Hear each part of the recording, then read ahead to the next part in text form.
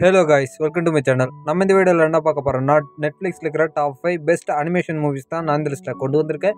இந்த லிஸ்ட்டில் இருக்கிற 5 மூவிஸுமே பார்த்தீங்கன்னா வேறு லெவல் இருக்குங்க கைஸ். ஒரு பெஸ்ட் ஸ்டோரி லைனோட சூப்பராகவே இந்த அனிமேஷன் மூவிஸ் எல்லாம் கிரியேட் பண்ணியிருப்பாங்க. இந்த மூவிஸ் எல்லாம் நீங்கள் இன்னும் பார்க்காம இருந்தீங்கன்னா கண்டிப்பாக ட்ரை பண்ணி பாருங்கள். அது மட்டும் இல்லாமல் நம்ம சேனலில் இப்போ தான் நியூவாக பார்த்துருந்தீங்கன்னா சப்ஸ்கிரைப் பண்ணாமல் தான் சப்ஸ்கிரைப் பண்ணிருங்க. இந்த வீடியோ உங்களுக்கு பிடிச்சதுன்னா மறக்காமல் ஒரு லைக் அண்ட் ஷேர் பண்ணிருங்க. இப்போ வாங்க நம்ம இந்த வீடியோவை டேரெக்டாக ஸ்டார்ட் பண்ணிடலாம். நம்ம லிஸ்ட்டில் 5th என்ன மூவி பார்க்க போறோம்னா தி மங்கி கிங். இந்த மூவி பார்த்தீங்கன்னா 2023 ரிலீஸ் ஆயிருந்தது. இந்த மூவியோட ஸ்டோரி லைன் எப்படி இருக்குன்னு பார்த்தீங்கன்னா, நம்ம மங்கி கிங் பார்த்தீங்கன்னா தேவர்கள் போலவே அழிவில்லாத ஒருவனாக மாறணும் அப்படின்னு சொல்லி நினைப்பாரு. இதனால பார்த்தீங்கன்னா அவர் வச்சிருக்கிற ஒரு மேஜிக் ஸ்டிக்கை வச்சு ஒரு 100 டீமன்ஸை அவர் கொன்னாருன்னா அது மூலியமா அழிவில்லாத ஒருவனாக மாறக்கூடிய வாய்ப்பு பார்த்தீங்கன்னா நம்ம மங்கி கிங்க்கு கிடைக்கும்.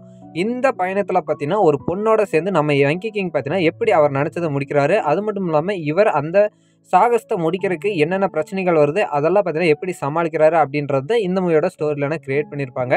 இந்த மூவி பார்த்தீங்கன்னா நல்ல ஒரு காமெடியாக கொண்டு போயிருப்பாங்க கைஸ். இந்த மூவி பார்த்தீங்கன்னா ஒரு ஜாப்பனீஸ் நாவல்லேருந்து அடாப்ட் பண்ணி எடுத்த மூவி. இந்த மூவி பார்த்தீங்கன்னா ரொம்பவே சூப்பராக இருக்குது கைஸ். தமிழ் டப்பில் அவைலபிளாக இருக்குது. நல்ல ஒரு காமெடி மூவி, மிஸ் பண்ணாமல் பார்த்துருங்க. அண்ட் இந்த மூவிக்கு பார்த்தீங்கன்னா IMDbலேருந்து 5.8 ரேட்டிங் கொடுத்துருக்காங்க. நம்ம லிஸ்ட்டில் 4th என்ன மூவி பார்க்க போகிறோம்னா cloudy with a chance of meatballs 2. இந்த மூவி பார்த்தீங்கன்னா 2009 ரிலீஸ் ஆயிருக்கு. இந்த மூவியோட ஸ்டோரி லைன் எப்படி இருக்குன்னு பார்த்தீங்கன்னா, இந்த மூவி பார்த்தீங்கன்னா ஃபர்ஸ்ட் பார்ட்டோட கன்டினியூஷனாக எடுத்திருப்பாங்க. ஃபர்ஸ்ட் பார்ட்டில் நம்ம ஹீரோ ஒரு மிஷின் ஒன்று உருவாக்கியிருக்காரு. அதாவது உணவு மலையை கொடுக்குற ஒரு மிஷின் ஒன்று உருவாக்கியிருப்பாரு.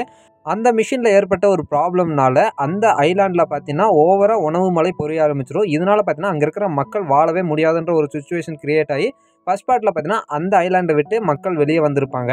இப்போ செகண்ட் பார்ட்டில் பார்த்தீங்கன்னா நம்ம ஹீரோ ஒரு ப்ரைவேட் கம்பெனியில் ஒரு சயின்டிஸ்ட்டாக ஒர்க் பண்ணிட்டு இருப்பாரு.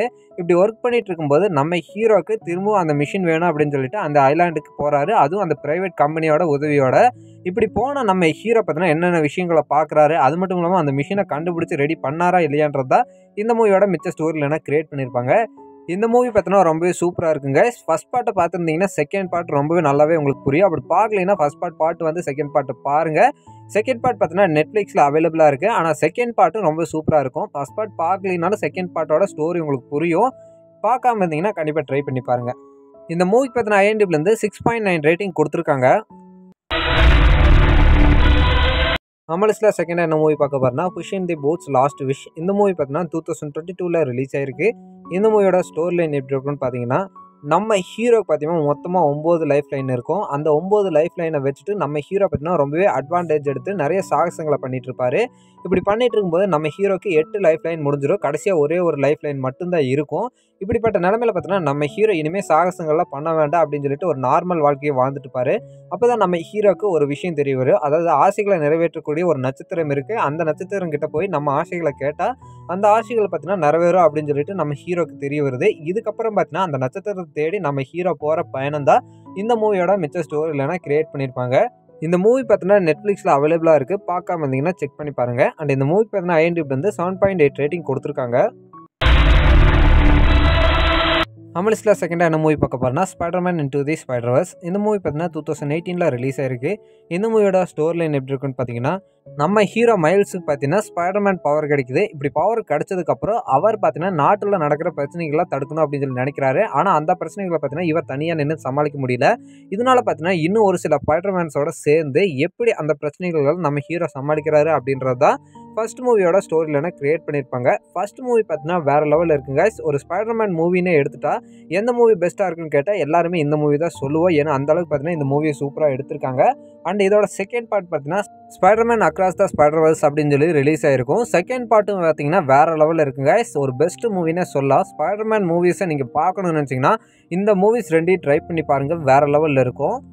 இந்த மூவிக்கு பார்த்தீங்கன்னா IMDbலேருந்து 8.4 ரேட்டிங் கொடுத்துருக்காங்க.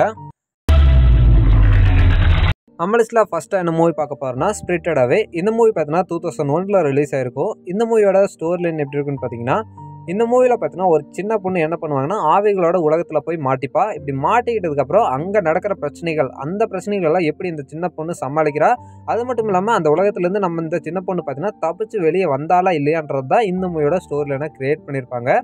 இந்த மூவி பார்த்தீங்கன்னா ரொம்பவே சூப்பராக இருக்குங்க. ஒரு ஜாப்பனீஸ் அனிமி மூவி. அண்ட் இந்த மூவிக்கு பார்த்தீங்கன்னா ஒரு ஆஸ்கார் அவார்டே கொடுத்துருக்காங்க. அந்த அளவுக்கு பார்த்தீங்கன்னா இந்த மூவி நல்லா இருக்கும். இந்த மூவி நீங்கள் இன்னும் பார்க்காம இருந்தீங்கன்னா கண்டிப்பாக ட்ரை பண்ணி பாருங்கள். இந்த மூவி பற்றின ஐஎன்டிபிலேருந்து 8.6 ரேட்டிங் கொடுத்துருக்காங்க. அண்ட் இந்த மாதிரியே ஜாப்பனீஸ் பெஸ்ட் அனிமி மூவி நீங்கள் பார்க்கணுன்னா நான் டாப் 5 கிரியேட் பண்ணி போட்டிருக்கேன். அந்த லிஸ்ட்டு பார்த்தீங்கன்னா டிஸ்கிரிப்ஷனில் லிங்க் கொடுத்துருக்கேன், வேணா செக் பண்ணி பாருங்கள்.